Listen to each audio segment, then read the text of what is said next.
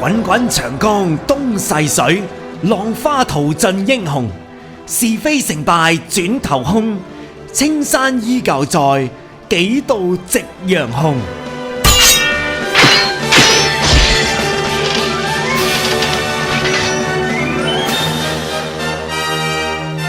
朱古力三國網上版開呀！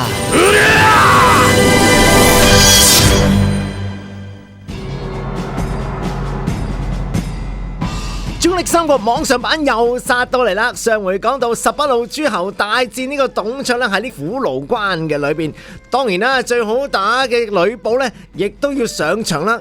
正當呢個呂布想一槍懟落公孫瓚嘅時候，好彩對家嘅張飛喺電光火石之間咧，揾隻馬撞一撞呂布，唔係公孫瓚條命都凍過水咯。呂布放棄咗攻擊公孫瓚，轉移目標去打呢個張飛。兩個人打50幾個回合嘅時候不分勝負，做大佬嘅關羽都覺得細佬咧就嚟唔掂嘅時候，都去幫拖啦，衝埋去攞住佢把青龍偃月刀，兩個人咧就將呢個呂布團圍住。三個人打到飛沙走石，風雷雨電，8路個諸侯睇到眼定定，O晒嘴。做大佬嘅劉備見到兩位細佬喺度大戰呂布嘅時候，好似都打唔贏，都冇辦法咯，幾大係幾大啦。自己雖然武力唔係夠高，但係兩個細佬喺入邊都要衝埋去頂硬上。結果劉關張三個人呢就圍住呢個呂布呢大戰咗幾廿場。究竟呢三個人有冇機會可以擊敗呢個呂布呢？我哋馬上去朱古力三國網上版嘅戰鬥現場啊！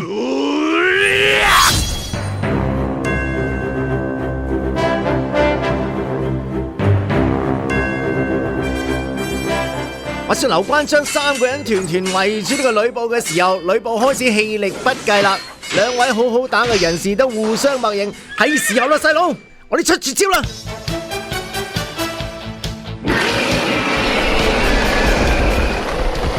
關羽使出佢斬華雄嘅絕招，騰龍再現。細佬張飛又唔執輸啊，使出佢獨家本領。無極旋風斬，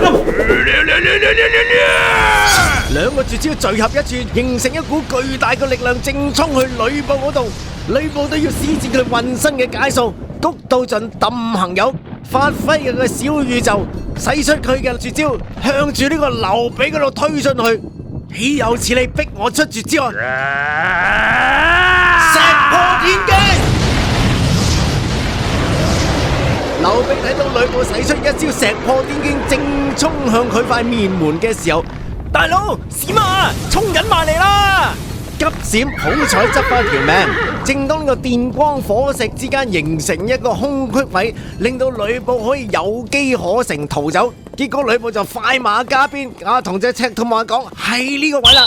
結果呂布就成功逃離咗三個人嘅圍剿，向住呢個虎牢關嘅關門前呢就進發啦。劉關張見到佢哋走甩咗呂布，梗係唔放過佢啦。三兄弟都勒住隻馬，係咁追，係咁追。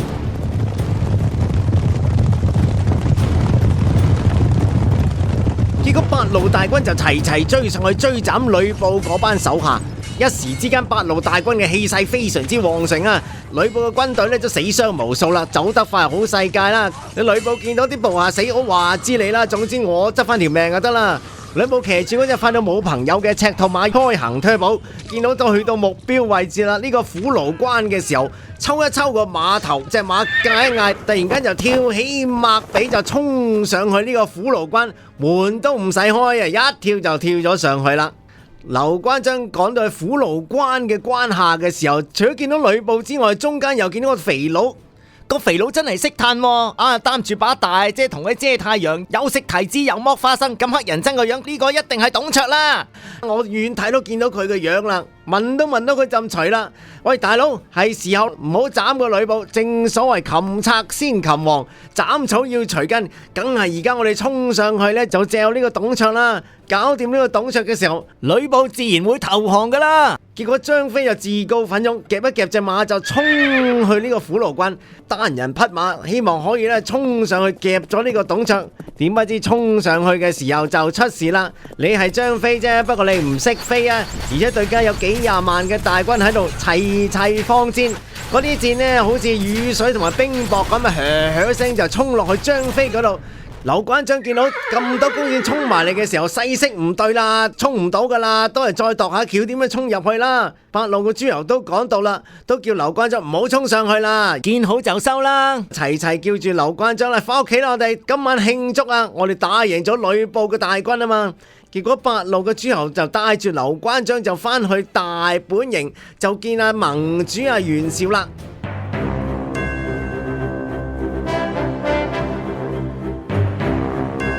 盟主袁紹聽到個好消息，梗係開心到不得了。哎呀，真係高興咯！死咗咁多件，終於可以吐氣揚眉啦。第一劑嘅效果咁好，梗係嚟個 second round 啦。安頓好八路諸侯，再命另外一位嘅諸侯，就係當時就打前鋒嘅孫堅。喂，孫將軍，嗱，你都唞咗一排啦，而家我再叫你去做前鋒 ，second round 嘅打頭陣就靠你啦。孫堅收到柯打都不敢不從啦。之前輸波點解啊？因為冇兵糧啊嘛，嗰個袁術都唔肯借兵糧俾佢，所以佢收到呢個柯打就冚車就帶住啲部下呢，就走去袁術嘅營寨嗰度，就三口落面同佢講啦：喂，袁術，嗱就係咁，我呢，就同嗰個董卓係冇牙齒印嘅，但係我都奮不顧身，本咗條老命都想打低呢個董卓。點解啊？係為咗國家嘅幸福着想嘅啫嘛！你唔好成日聽埋啲讒言先得噶，我又唔會揾你着數，我又唔會搶你功勞嘅，我係絕對係唔會做呢啲嘢，我只不過想搞掂單嘢，為件事好嘅啫。嗱，唔該你啦，今次真係俾啲兵糧我哋，俾我打一場漂亮嘅勝仗得唔得先？咁啊，袁術聽到嘅無言以對啦，又驚啦，篤中佢嘅要害。袁術就樣衰衰講：係啦，唔好意思啊，真係，我聽埋嗰啲小人講嗰啲衰嘢咯，係最衰都係嗰個人啊！嗱，唔緊要，我即刻同佢斬咗嗰啲小人，我唔會再聽嗰啲讒言噶啦。嗱，兵糧我一定俾多你嘅，食到你屙都得啊！你萬事可以放心。孫堅攞咗兵糧，突然間有個部下就喺個耳仔度字就同佢講：喂，將軍，大件事！啱啊！喺我哋關上面有一個將軍呢，特登走嚟呢見你呀！孫堅就同阿袁術講咗拜拜之後呢，就翻去自己嘅營寨啦。咁啊，召見嗰位將軍，呢個將軍係邊個呢？原來就係對家董卓有位將軍叫做李傕，特登呢就收到董卓嘅order呢，就偷偷地呢就走去孫堅。阿李傕就同阿孫堅講啦：喂，查實係咁嘅。我哋老細阿董卓啦，不嬲都好敬重阿孫將軍你嘅，而且仲忌你3分添。不如咁啦，免傷和氣啊嘛。董卓大人呢有個女都嗒得杯落噶，幾靚下噶，唔係好似佢老豆咁嘅，都 OK 噶。咁啊，加上呢你個仔又幾英明神武啊，不如咁啦。嗱，我哋有個 idea 嘅，如果你哋兩個做咗親家，咪好和氣咯，和氣就生財啦嘛，打殺做乜鬼呢？你哋不嬲兩個都冇牙齒印噶啦。孫堅聽到梗係嬲啦，豈有此理！你當我孫堅係乜水啊？我個仔啊，靚仔到好似碧咸咁樣，正所謂有頭髮有腳髮，都唔會睇得起個董卓個女啦。而且呢個董卓逆天而行，奸淫擄掠，樣樣做齊，將成個皇室反轉晒。我而家真係想煎佢個皮，拆佢個骨啊！你仲想同我講提親？提咗親，結咗婚之後，哇！咁我成個明星都俾你拖垮晒啦，我仲使出嚟行嘅咩？你都傻嘅，你叫佢搵盆水照下自己個樣先啦。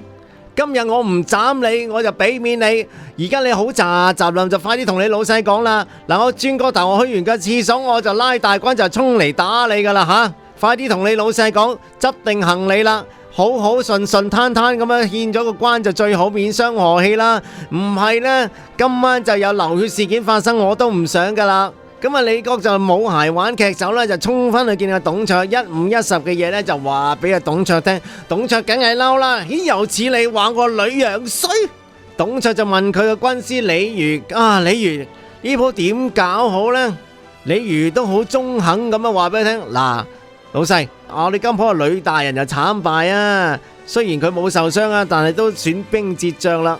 好多個士兵應該都冇戰心噶啦。對家18路諸侯而家得勝不饒人，氣勢高我哋咁多，不如咁啦，我有多條橋，你帶住大軍追斬我哋去到洛陽，都係想解救呢個皇宮嘅啫。不如咁咧，老細，我有條橋中毒嘅，我哋就夾咗個皇帝，而家就遷都去長安。